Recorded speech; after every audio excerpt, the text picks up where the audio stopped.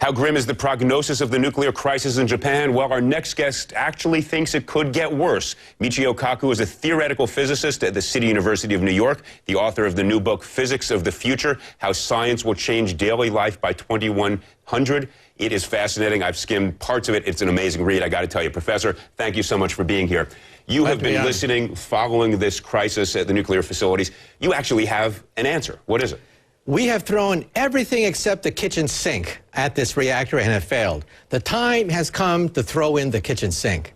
And that is what I call the Chernobyl option. What Gorbachev did was he called out the Red Air Force, armed them with helicopters containing sand, boric acid, dolomite, and concrete, and sandbagged the Chernobyl reactor in 10 days. A raging nuclear fire, dumping 25% of its core right over the people of the Soviet Union, and he sandbagged it. He buried it. Buried it. As you're just saying, you create a huge mound over this thing of sand, concrete, boron. Why boron? That absorbs the radiation? That absorbs the neutrons, right? You saw that helicopter, right? It's so pathetic. It's like a squirt gun.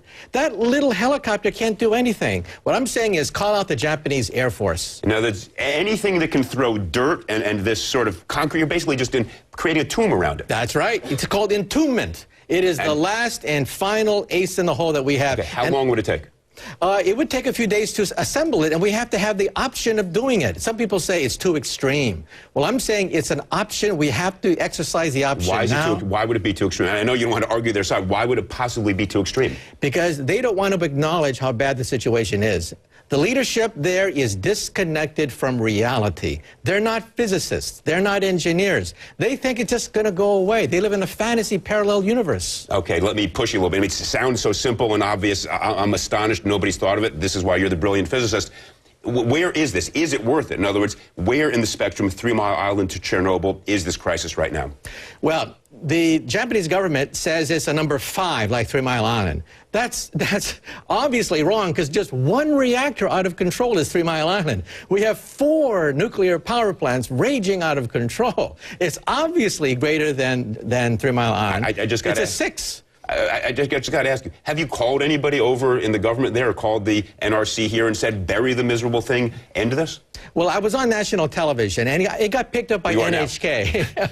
And NHK then is the national broadcasting outlet of Japan. And the prime minister finally got around to saying, oh, gee, maybe we should think about this option. So it's seeping its way now into the highest levels of the Japanese government. This nuclear facility is never working as a nuclear facility again, right? It's a piece of junk. So it's done. It's going to be irradiated. It's gone. There's no way you can salvage that thing. So other than creating an eyesore, why not do this?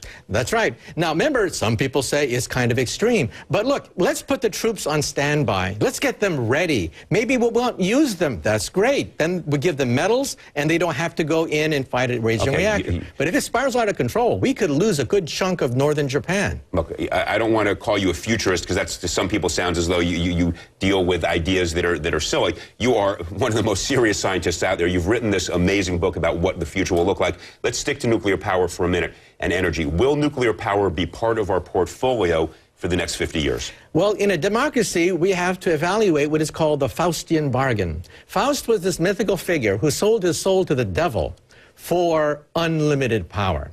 The Japanese have thrown the dice. They went for the Faustian bargain because they have no oil, they have no coal, they have no natural resources that can generate energy.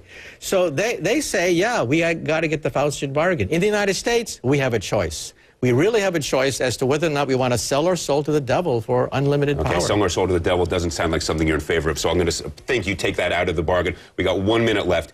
Give us the most remarkable idea in this book that you think is going to drive our lives come 2100. I've interviewed over 300 scientists, and they tell me that by the year 2100, 100 years from now, our grandchildren will be almost like gods of mythology. They'll think and move things around mentally.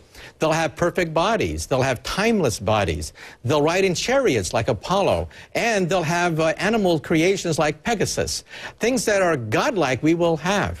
They're not just describing their grandkids because they think their grandkids are perfect. They think science will let us do all this. That's right. And also think of virtual reality. We're going to have the internet in our contact lens. And with the internet in our contact lens, we'll simply blink, and access the entire database of the planet Earth. All right, unbelievable stuff. Professor Kaku, a fascinating conversation. Thank you so much.